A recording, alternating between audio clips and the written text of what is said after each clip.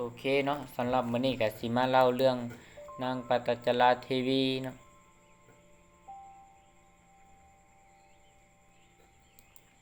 นางปตจราเทวีก็สิเป็นจังใดนั่นก็ถ้าติดตามตอนต่อไปติดตามตอนต่อไปในขณะนี้ก็คือมีเรื่องอยู่ว่ามื้อนี้ก็สิมาเล่าเรื่องนางนางปตจราเทวีหรือว่านางปตจราเทวีนั่นเรื่องก็มีอยู่ว่านั่นนางปตจราเทวีนี่เป็นลูกสาวเศรษฐีอยู่ในเมืองสาวัตถีนางน่ะมีรูปงามผิวพรรณงามหลายอันพ่อและแม่ก็ห่วงนะอายุก็ได้16ปีพ่อแม่ห่วงก็เลยให้นางนั้นอยู่ปราสาทอยู่ชั้นที่7บ่ให้คบค้าสมาคมอยู่ภายนอกทั้งไม่ใครฮู้นอกจากคนรับใช้ผู้ชายและผู้หญิงเท่านั้นที่เห็นนางหลังจากนั้นนางก็เลยมีความสัมพันธ์กับคนรับใช้นั่นก็เลยเกิดความรักมักกัน เกิดความรักมักกัน แต่ว่าอันพ่อและแม่ก็บ่อยากให้พ่องั้นก็บ่อยากให้แต่งงานหรือว่าคบค้ากับคนที่ชั้นวรรณะอันบ่เสมอกันก็เลยหาชายหรือว่าอันผู้กษัตริย์หรือว่าที่มีอันความหั่งมีหรือว่ามีสกุลเสมอกันก็เลยหาว่ากำลังสิจัดหางานแต่งหามื้อหาวันข้างนี้แหละเมื่อฮู้ในนั้นก็เลยนางก็เลยมาปรึกษานั่นนำผู้ชายคนนั้นใช้ว่าอันค่อยนี่จะถูกอันพ่อและแม่ยกให้ชายคนนั้นแหละได้บ่คนอื่นเลยถ้าว่าเจ้ายังปฏิบัติต่อข้อยอยู่ข้อยก็สิอาจจะบ่คือเก่าแล้วจะบ่ได้คืออยู่ที่นี่แล้วถ้าว่าเจ้ามักฮักข้อยเจ้าจงพาข้อยหนีไปก็เลยว่าตกลงบ่งใจกันว่าเราจะตัดสินใจไปใช้ชีวิตอยู่ร่วมกันหลังจากนั้นเราก็เลยได้นัดหมายกันว่าให้เจ้าไปท่าอยู่ทางออกเด้อให้ผู้ชายน่ะรับใช้นะนางปตจราบอกอันผู้ชายว่า ให้ไปแต่เช้าหลังจากนั้นนางก็เลยไปออกไปพากันไปเดินทางไปไกลอยู่เขตนอกชานเมืองต่างๆเลยไปใช้ชีวิตอยู่ร่วมกันพอไปฮอดประมาณ1 ปีนางก็เลยไปใช้ชีวิตตอนนี้กันใช้ชีวิตร่วมกันไปเฮ็ดให้ไถนาต่างๆเขาหาพักฮักโนมาค้าขายต่างๆใช้ชีวิตแบบชาวบ้านชาวเมืองทั่วไปง่ายๆกัน หลังจากนั้นเราก็เลยเกิดตั้งท้องมาก็เลยเพราะว่าสมัยนั้นประเทศอินเดียนั้นถ้าผู้ใดหญิงคนใดที่ตั้งท้องแล้วจะต้องได้กลับไปเกิดลูกอยู่ที่บ้านพ่อและแม่หลังจากนั้นนางก็เลยอ้อนวอนผัวว่าให้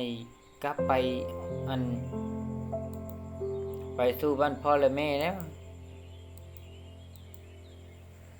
กลับไปก็เลยนางก็เลยกลับไปสู่บ้านพ่อและแม่แล้วก็เลยพวนบ่กลับแล้วถ้าข่อยกลับนี่พ่อและแม่เจ้าจะลงโทษเพราะว่าข่อยน่ะเป็นผู้จะพาเจ้ามาวะหลังจากนั้นอ้อนวอนอะไรสามีบ่ไปบ่กลับเมื่อก็เลยนั่งก็หาโอกาสตอนผัวนั้นเข้าป่าไปหาของป่าไปเฮ็ดเวียกเหตุการณ์ต่างๆค้าขายไงมือต่างๆก็เลยนางปตจราก็เลยพากบอกความคนข้างเฮือนว่าข่อยนี่ถ้าผัวข่อยถามหาบ่ให้บอกว่าข่อยน่ะกลับไปบ้านพ่อแม่เด้อว่าข่อยจะไปคลอดลูกว่า จากนั้นนางก็เดินทางออกไปเนาะก็ไปโดนเติบก็เลยผัวก็เลยมากก็เลยซอกหาเมียบ่เห็นก็เลยไปถามคนกลางเงินก็เลยบอกว่าเมียเจ้านั่นไปคลอดลูกอยู่กลับไปบ้านพ่อและแม่แล้วเด้อว่าหลังจากนั้นแล้วก็เลยกวนกวายก็เลยตามหาบ่ได้ไปพ่ออยู่กลางทางแล้วก็เลยอ้อนวอนให้กลับมาแต่นางบ่กลับก็เลยเดินทางไปก็เลยเกิดมีเจ็บท้องมาเจ็บท้องขึ้นมาก็เลย ก็เลยพากันนั้นไปนั่งอยู่ห่มไม้ก็เลยคลอดลูกคนที่หนึ่งออกมาอันผู้ผัวก็เลยว่าอันสำเร็จแล้วอันบ่จะเป็นต้องไปบ้านพ่อและแม่ก็ได้ว่าเพราะว่าลูกก็ได้คลอดออกมาแล้วก็เลยพากันกลับมาใช้ชีวิตอยู่บ้านบ้านที่ร่วมกันอยู่ปัจจุบันนี้ก็เลยกลับมาใช้ชีวิตร่วมกันใหม่จนฮอดระยะ1 ปีก็เลยลูกคนนั้นก็ใหญ่แล้ว นางก็เลยเกิดตั้งท้องคนที่สองตั้งท้องคนที่สองนางก็เลยนางปตัจจาราก็เลยอ้อนวอนผัวนั้นให้กลับพาไปสู่บ้านพ่อและแม่ว่าจะไปคลอดลูกอีกคนที่สองอ้อนวอนใดๆก็บ่มาก็เลยนางก็เลย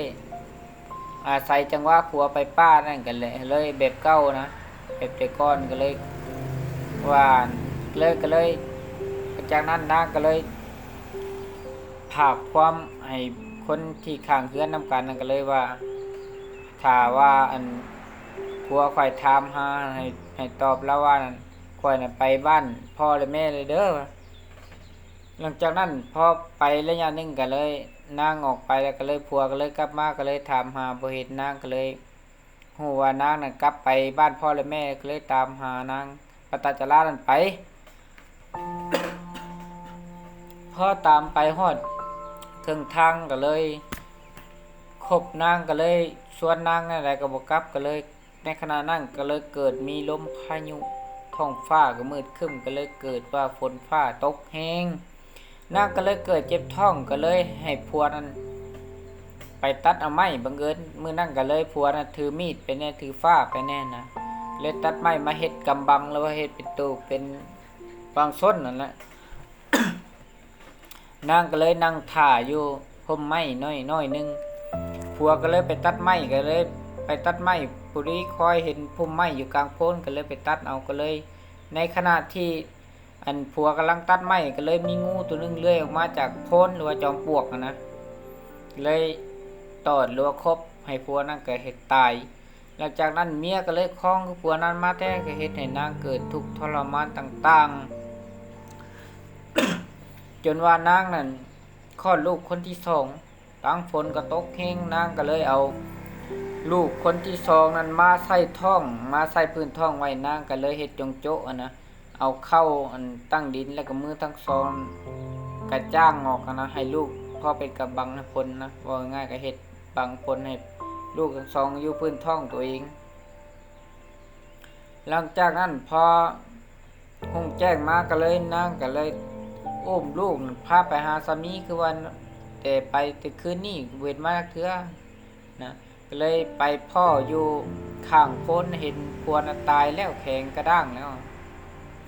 นางก็เลยโทษตัวเองห้องให้เสียใจว่าโอ้ยเป็นย้อนน้ำเฮานอนคอยแล้วที่พาเจ้ามาสั่นอยู่เฮือนกะถ้าอยู่เฮือนกับบ่เจ้าก็บ่เป็นแน่นี่เด้วะหลังจากนั้นลาวก็เลยห้องให้เสียใจต่างๆโทษตัวเองจากนั้นเราก็เลยเดินทางกลับมา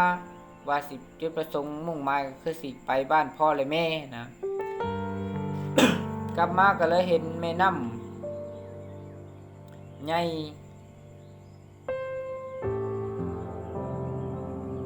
ก็เลยแม่น้ำน่ะประมาณเพียงเอิกนี่แหละก็เลยตัดสินใจว่าจะเอาลูกทั้งสองข้ามไปนั้นนางก็เลยว่าถ้าเอาคนทั้งสองให้ข้ามไปพังนั้นนี่อาจจะบ่ได้เขาต้องเอาไปทีละคนก็เลยตัดสินใจเอาลูกน้อยไปก่อนพอเอาไปแล้วก็ไปปะลูกน้อยคนแดงๆไว้ก็เลยหาผ้าหาไปตองมาปูแล้วก็เอาเด็กน้อยนอนไว้หลังจากนั้นนางก็เลยกลับมาหาคนที่สองมาของลูกกกนี่ก็เลยว่าจะเอามาข้ามบังเอิญมีแห้งหรือว่าเป็นเหนี่ยวตัวนึงนั่นบินมาโซบเอาลูกผู้น้อยผู้นางไปข้ามบินนางก็เลยเว้อมือก็ไล่